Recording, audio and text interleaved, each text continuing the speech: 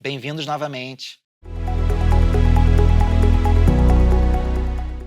Bom, o personagem, ele é o elemento mais importante da sua história, né, o protagonista. O que que faz ele ser diferente? O que que faz ele ser interessante? É a sua capacidade de transformação ao longo da história, né, é você acompanhar ele ao longo da narrativa e perceber que o personagem se transformou, né, ele se modificou. Porque se você tem um personagem que não se transforma, que se mantém plano ao longo de todo o filme, você tem uma história ali, mas você tem uma história que é dramática, que vai emocionar o espectador, então é muito importante que você, tenha um personagem onde as pessoas vão se conectar e que você também se conecte com ele, né, porque não só o personagem principal, mas o antagonista, os personagens coadjuvantes e o próprio universo da história, eles são uma extensão de você, né, então isso é algo que é difícil de fugir, se não impossível, né, que os personagens, tudo que está escrito ali e vai ser passado para a tela, é uma extensão de você. Então tente tratar de personagens, que você já se conecte, ou que você vá se conectar com eles ao longo da narrativa. Você tem que amá-los e odiá-los ao mesmo tempo. Então essa conexão ela é fundamental. Então, para resumir, né, o personagem, interessante é aquele que, diante de um conflito, ele tem uma grande transformação ao longo da história. Então há várias maneiras de se trabalhar, um personagem, né. Você, pode traçar um perfil psicológico, um perfil físico.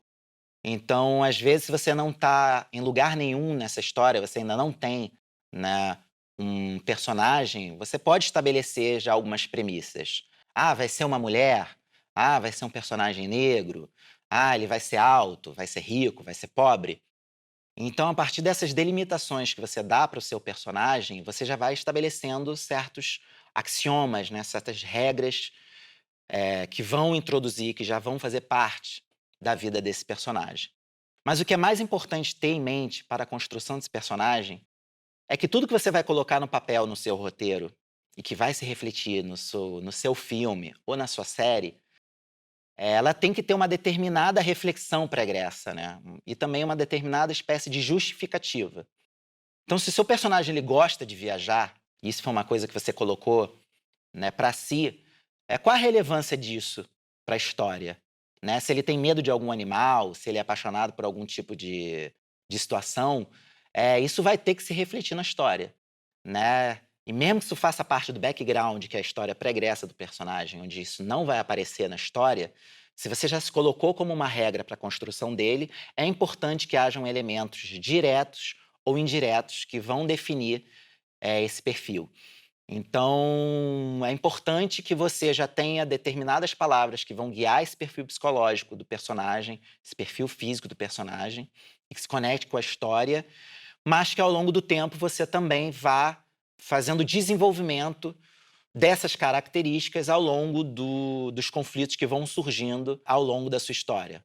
Então, a partir do momento que você define quem é o seu personagem protagonista, né, e que pode ter surgido de uma pesquisa, esse personagem, ou pode ter surgido da sua cabeça, ou alguém que você, se referenciou, né, mas a partir do momento que você está criando ele, está colocando várias referências ali dentro, né, e está se tornando uma parte de você, né, e algo novo e original, você pode começar a aprofundar os seus valores, os seus medos, os seus desejos, e dando mais personalidade a esse personagem. Né. E outra coisa que é importante também é que tudo que aparece no filme está em conexão com esse protagonista. Então, se você cria um conjunto de coadjuvantes, né, os antagonistas e o universo da história, tudo isso tem que ser pensado em como que isso vai se relacionar com os conflitos pelo qual o protagonista está passando, pelos dramas, né, pelos medos, pelos desejos, mas principalmente com relação ao conflito principal que falaremos posteriormente, ele se introduz, né, através do incidente excitante, mas tudo isso que você cria e que vai formar o ato um, né, na apresentação do personagem, tem que compor tem que estar presente no produto final, que é o seu roteiro, que vai ser o seu filme, ok? Então é importante que haja essa dialética entre o que você está construindo e o que está sendo construído, né? A construção desse personagem é uma dialética entre essa essência que ele tem com o que está do lado de fora, né? Com os seus desejos internos, com os seus conflitos internos e assim como os seus conflitos externos. Tá, então depois que você tem o seu personagem construído, né, é a hora de pensar que tipo de arco narrativo que esse personagem ele vai ter. Porque como eu falei anteriormente, um bom personagem é aquele que tem uma boa transformação ao longo da sua narrativa, ao longo da sua história. Então, você tem basicamente 2 tipos de arcos narrativos, né, o arco de redenção e o arco de queda.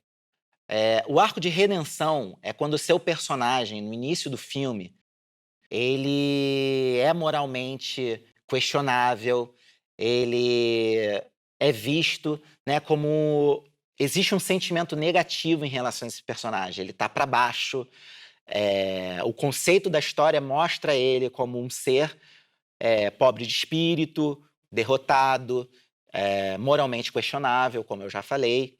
Um arco de redenção é aquele onde no final do filme ele vai superar essa versão dele mesmo. Uma versão dele mesmo que é, pelo ponto de vista do filme e do próprio personagem, uma versão inferior, digamos assim, né? Ou uma versão que não está desenvolvida pelo personagem de uma forma aceitável, que ele se aceite ou que ele se julgue relevante. Esse é o arco de redenção. Já o arco de queda é exatamente o oposto, né? Você tem um personagem que começa no topo, né, ele se considera superior ou ele tá estável na sua vida, e aí você tem a queda onde você culmina num final trágico.